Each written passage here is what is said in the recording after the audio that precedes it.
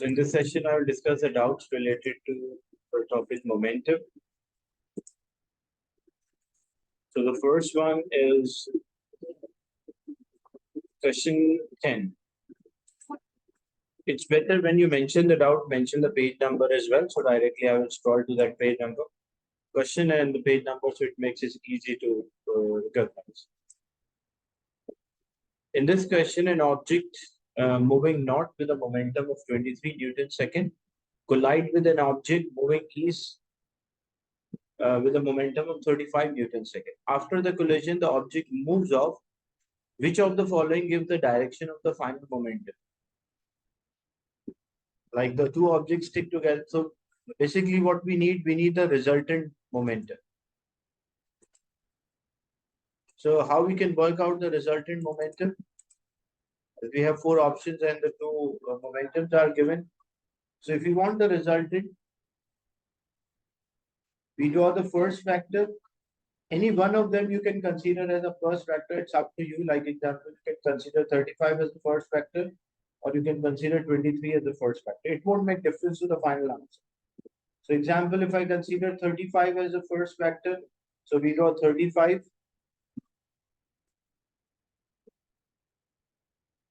It's not a scale diagram. We just need a relative direction. We don't need to scale this. And then we have a 23 Newton.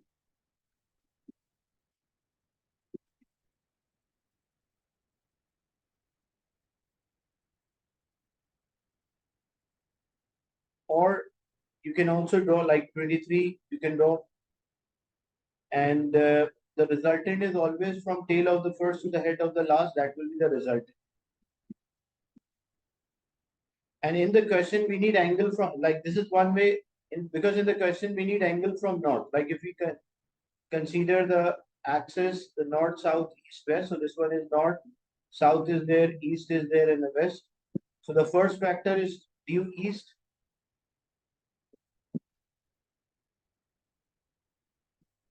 The second vector is due north. Or 23 is in north.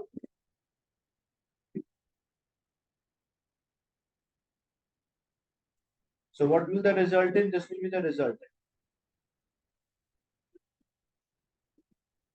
Now, in the question, we don't need angle with x-axis. We need angle with, like all the options, the angle with vertical axis or the y-axis is given. First, when you check the resultant, so resultant should be there between north and east. So option C and D are totally wrong. Why option C and D are totally wrong? Because in option C and D, the resultant is not between north and east. So C and D are totally wrong. Either A can be an answer or B. But the angle of the resultant is given with vertical, like theta is with vertical. So it means theta is not this angle, theta is this angle. So with reference to this, if theta is this angle, this base is, this was 35 and this is 23. So it means with reference to that, according to this triangle, so this will be 23 and this will be 35. So now we have the triangle, like we have the resultant. And it is making angle theta with a vertical.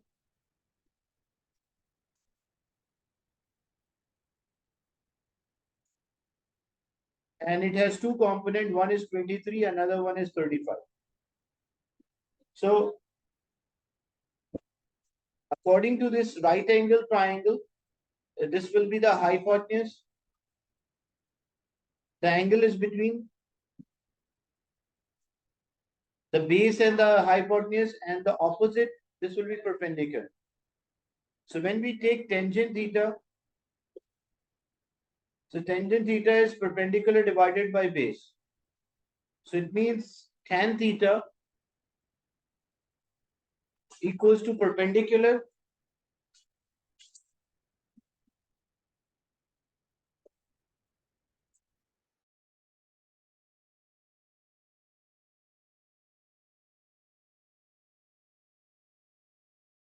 so tangent theta is equals to perpendicular divided by base. So we have the perpendicular here 35 and we have the base 23. So if we need angle, it will be 10 inverse 35 divided by 23. Is it clear?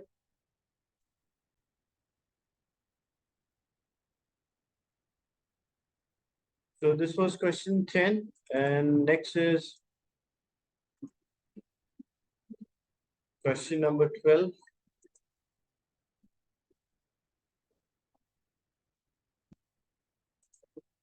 In the question, a proton accelerates in an electric field and it gains a kinetic energy. Giving it a change in momentum, the alpha particle accelerates in the same electric field and gains the same kinetic energy. The magnitude of change in momentum for alpha particle is given by, so first is a proton, and what is the relation between the momentum and kinetic energy? Like, remember that formula, kinetic energy is half mv square.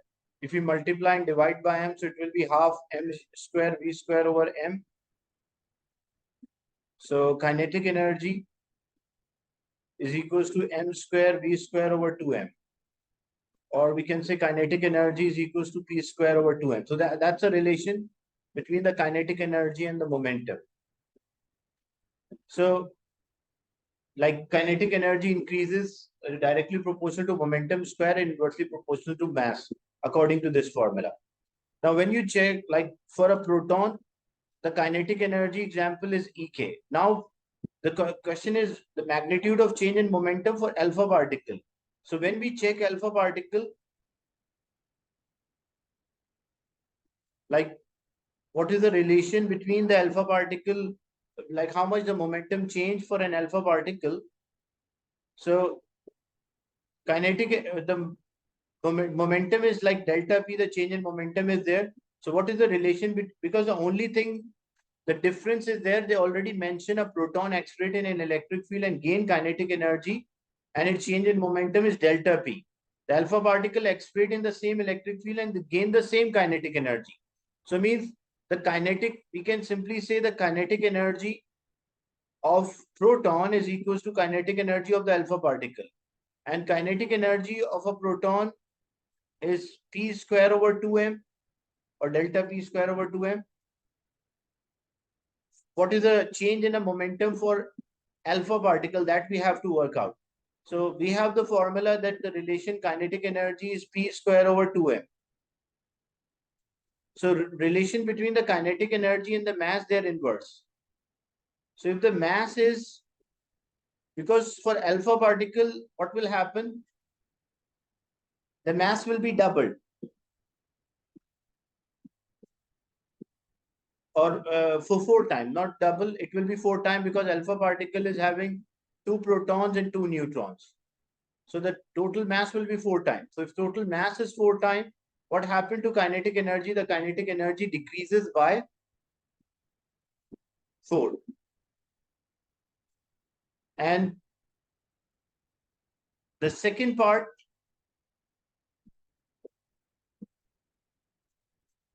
the relation between kinetic energy and the momentum.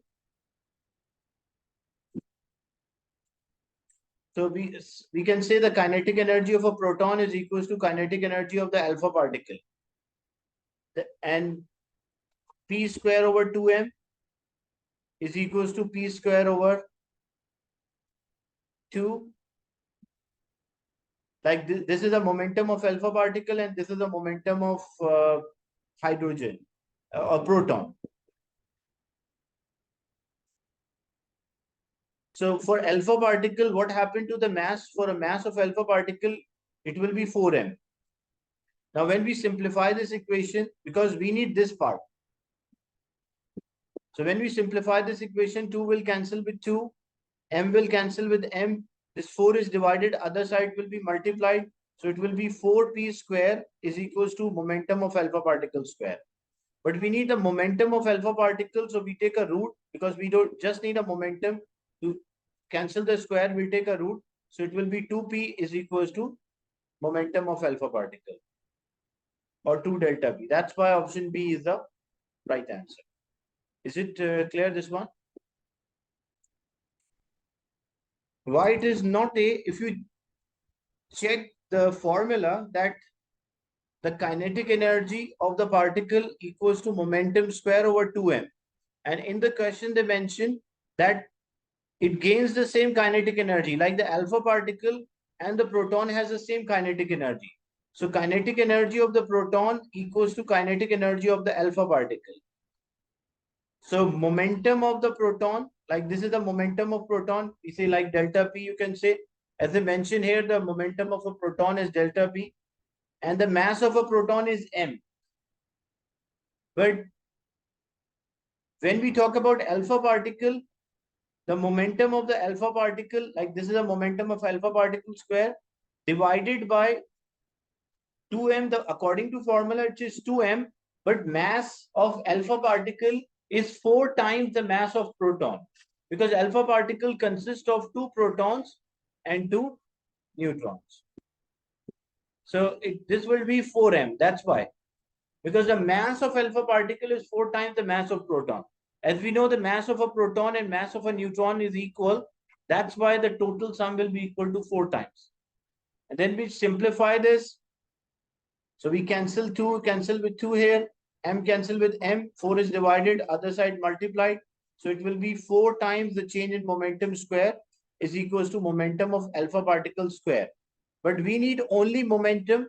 So we have to remove this square. So we take root both sides. Under root 4 is equals to 2 and under root delta p square is equals to delta p. And this square will cancel with root. So this will be the momentum of alpha particle.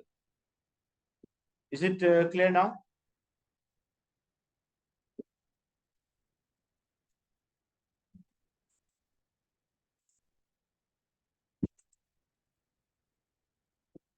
Then next is question number 20, B2.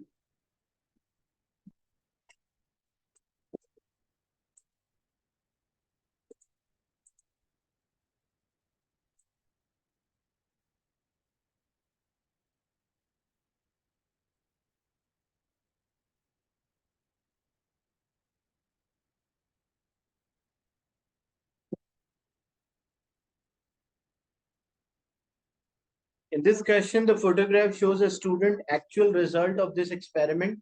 Position of the collision of a ball at successive time interval has been overlaid on a single image, and state the additional information that student need in order to determine the speed of the ball.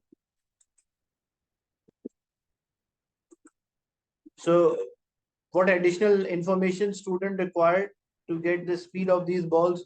Like the angle is needed here, because using that angle we can work out the speed of the balls.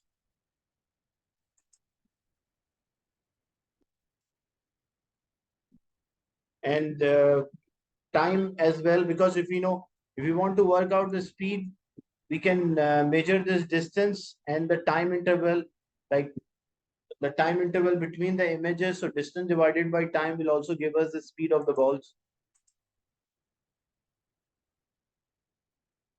The student looked at a photograph and noticed that the angle between the path of a two ball after the collision is not 90.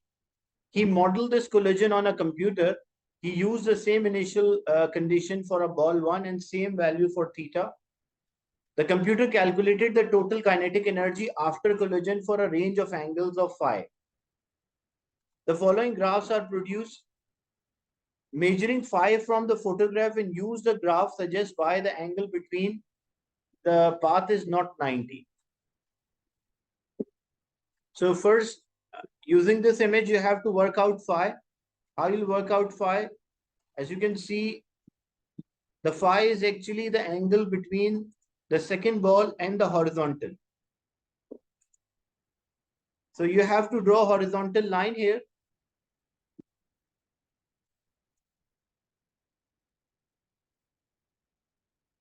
So using the horizontal line,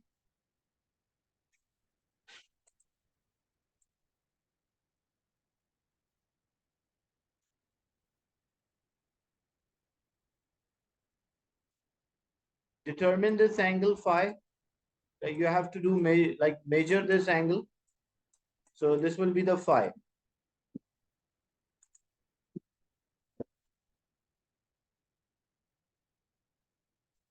And whenever remember one thing, when two objects collide, if there's an elastic collision, then only the angle will be 90. If the collision is inelastic, then the angle won't be 90. Like if you see this statement, actually you have to use this statement in an elastic collision between the objects of equal mass. When initial, like one of them is initially stationary, the object move off at a 90 after collision. So if the collision is elastic, one object is stationary, another object hit that object, and that cause deviation. The angle should be 90 if the collision is elastic. But what we observe here, we keep the theta same, like theta is 29. So we keep the theta same and we change the value for the phi. These are the values for the phi. So the total kinetic energy after the collision is, these are different graphs are like different at different angles, the total kinetic energy is measured. So what we have to do, like first we have to measure the value of the phi from the figure. So value of the phi from the figure, it will be about like 45 to 52, any range, any answer you may get. Range is given. So example, that might be 47 example. So when you measure from the figure, you get the value for the 547. Now, then what you will do for this angle of the 47, like 10 boxes equals to 20. So each box is 2. So 42, 4, 6, and this is 47. So at an angle of 47, we'll find what is the total kinetic energy. And this total kinetic energy, example, we are getting it 0.014 according to this calculation. And what should be the total kinetic? It is actually related to the previous part A3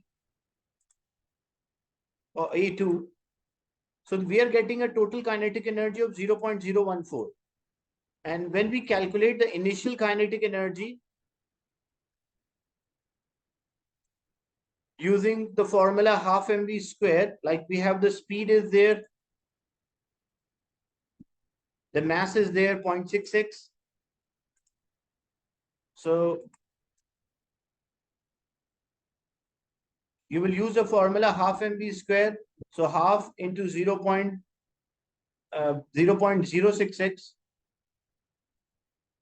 And then v is the speed at which this ball is moving. The ball one was moving, the initial speed, which is u1, 0.72. So you will do 0.72 square. This will give us the initial kinetic energy of the ball before it collides. So the initial kinetic energy is 0.0171 joules. That is the initial kinetic energy. And when we calculate the kinetic energy at an angle of like the total, according to graph, and from measurement and from graph, when the value of the phi is like 47, and when we find the total kinetic energy after the collision, that is 0.014. So it means before collision it was 0.0171 and after collision is 0.014. It means the kinetic energy is not conserved. This shows that the collision is inelastic. Is it clear, this one?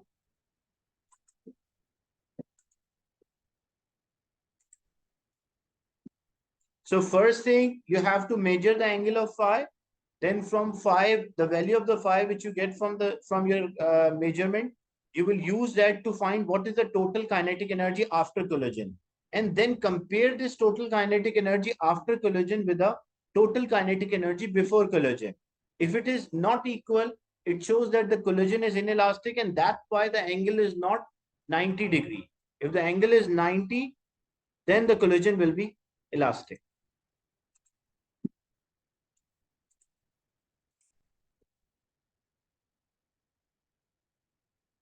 Next is question 22.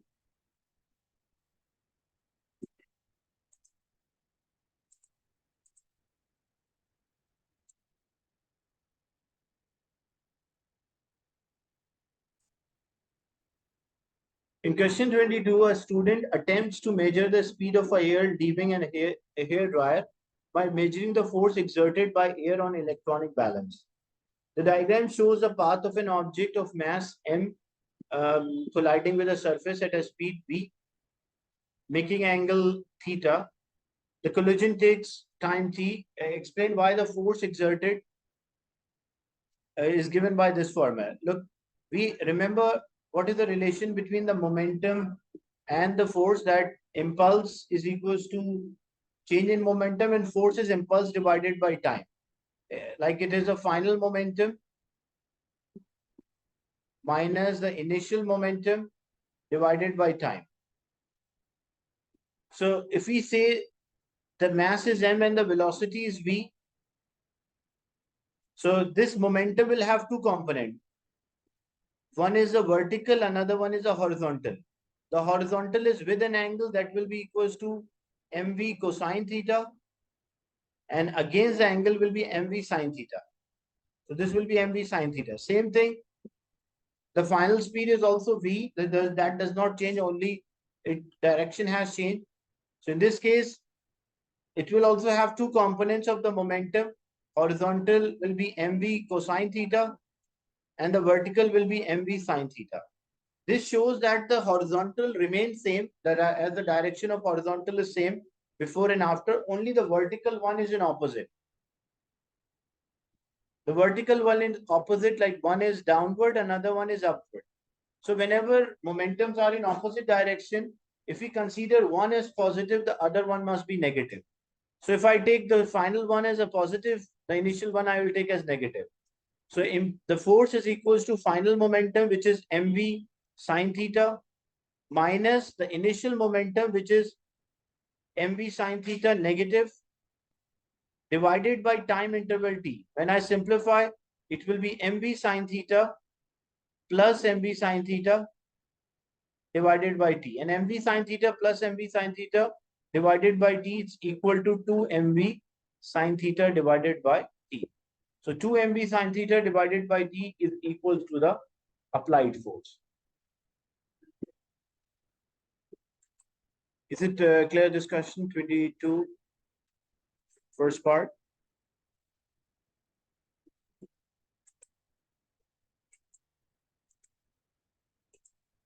Then part B, the student varies the angle at which he holds the hair dryer. The graph is there between the force acting on electronic balance against the angle, against the sign of angle.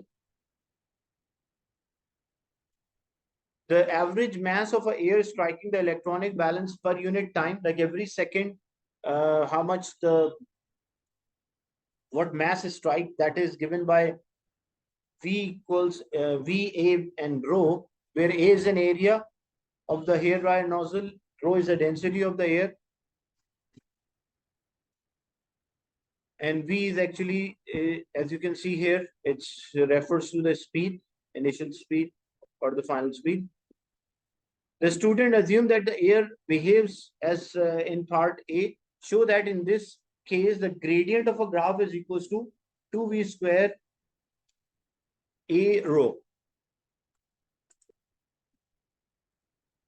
So how we can work out this? Remember, whenever we are finding the gradient of any graph, the gradient of a graph is quantity on y-axis over quantity on x-axis. And if we are finding the area of the graph, is a quantity on y-axis times the quantity on x-axis. It also depends on the shape of the graph, but in terms of unit, if the area units will always be the product of x and y, and the gradient is a ratio between y and x. So in this question, when we work out, like we have to show that the gradient is, so we can say the gradient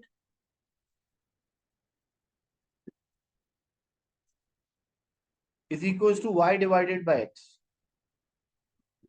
Now on y-axis, what we have the force, and on x-axis, what we have sine theta. What is the force? The force, we already know that according to the first part, the force is given by 2 mv divided by t. So in place of force, we can write 2 mv divided by t, 2 mv sine theta divided by t.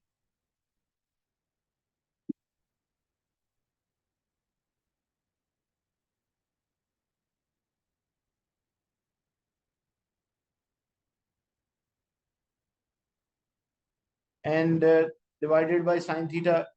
So this sine will cancel with sine. So we can say the gradient is equals to 2 mv and divided by t. That's a gradient. Now, in the question, they already mentioned that this statement, that the ratio between like rate of mass, the average mass striking the balance per unit time. So mass per unit time is equals to VA and rho. So this factor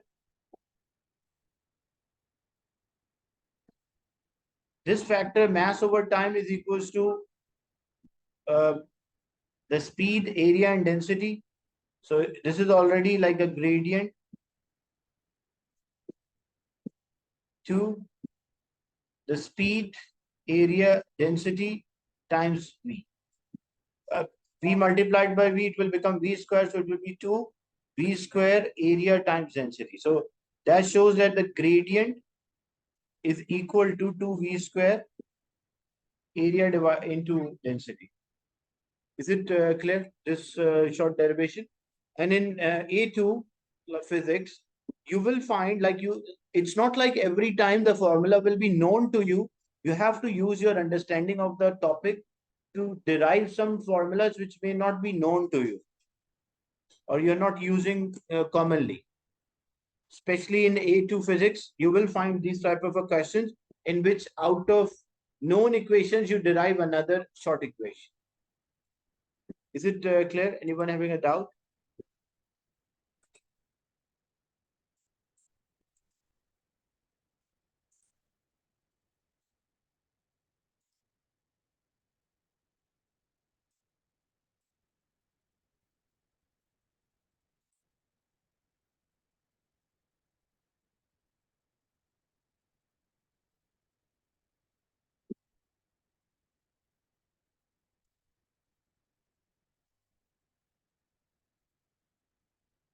The next, calculate the speed of a air, area of the hair dryer nozzle is given and the density is given. So you have this formula. Like we already worked out that the gradient is equal to this value. So what we'll do, we'll draw a line of a best fit. And after drawing the line of a best fit, we'll take any 2 points on this line. After taking any 2 points on this line, we'll find the gradient.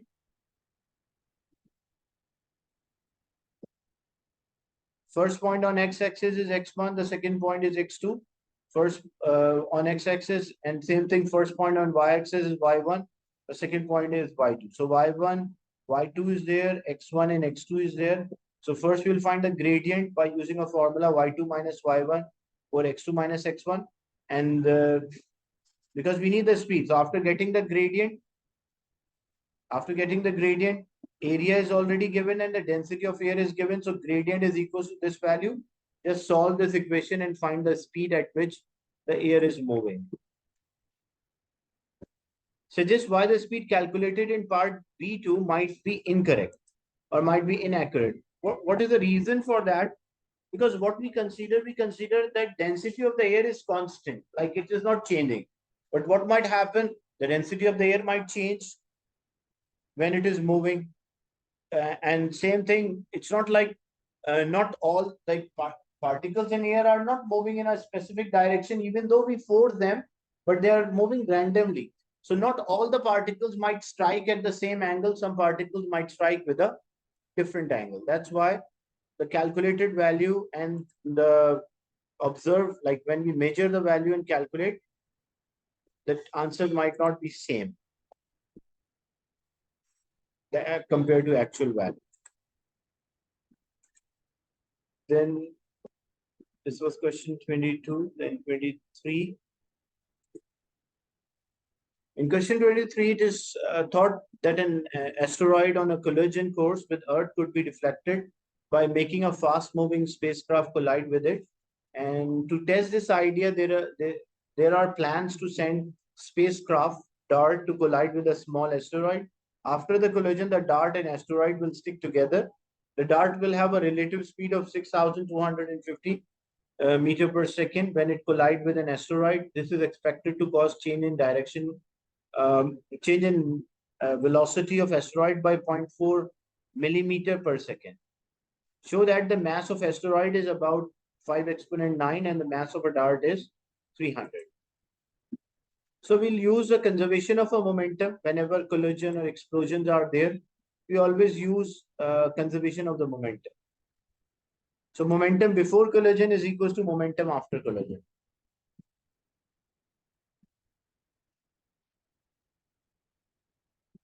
Or we can also say the change in momentum for a dart whenever two objects are colliding with each other. Like we have the formula that m1u1 plus m2u2 is equals to m1v1 plus m2v2.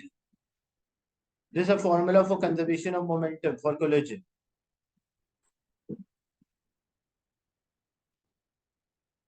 So the mass of a dart, that is 300.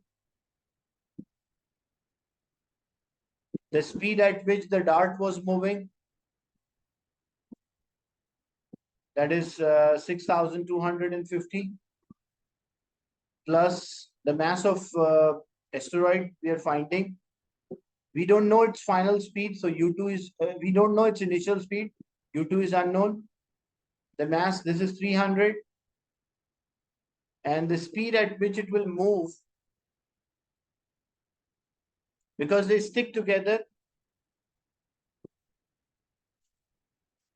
So as the two objects will stick together, they will have the same change in the momentum.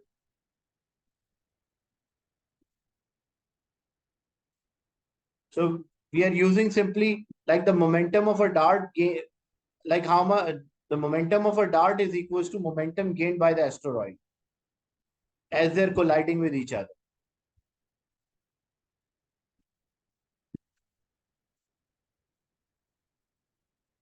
So if I multiply, like I can use conservation of momentum, then I have to solve the full equation. I can directly solve this by first considering the momentum of a dart. Like momentum of a dart is the mass is 300 times the speed at which it is moving, 6,250. This will give us the momentum of a dart. What's the answer for this? 300 times 6,250.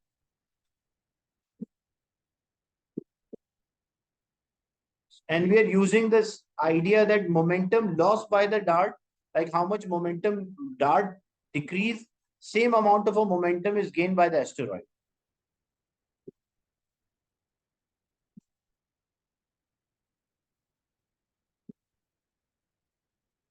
So it is equals to 1875000 kilogram per kilogram meter per second. That is the momentum of a dart. When it collides, asteroid will gain the momentum. So we are using the conservation principle of conservation of momentum, that the momentum lost by the dart is equals to momentum gain. Like how much momentum decrease for the dart, same amount of momentum increase. As a dart stick with the asteroid, so and you can see the speed, the change in the speed is the main thing is it's changing a direction rather than changing a speed much, because it's like only 0.4. So the momentum loss is equals to 1875000, and the momentum gain, that is m into like change in momentum, or you can also say m into v. So how much the asteroid velocity changes? 0.4 millimeter per second. So we have to convert into meter. 0.4 into 10 power minus 3. So 1875000. This is multiplied. Other side will be divided. So this will give us the mass of the asteroid. Is it clear, this question?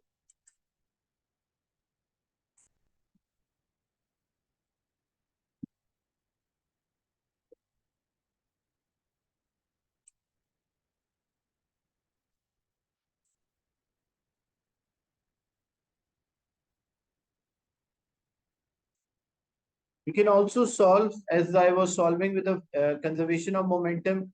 M1 U1 plus M2 U2 is equals to M1 V1 plus M2 V2. You can also solve by this one, like substituting a value 300 sine 6250. The mass of asteroid is unknown, the speed is unknown, and this was 300. The final speed of asteroid and the dart is same. So you can say V, and this will be equals to M2V. So this will be 300 times 6250. This is equals to 300 V plus M2V plus, sorry, minus, because this will move other side, M2U. And when I take M2 common here,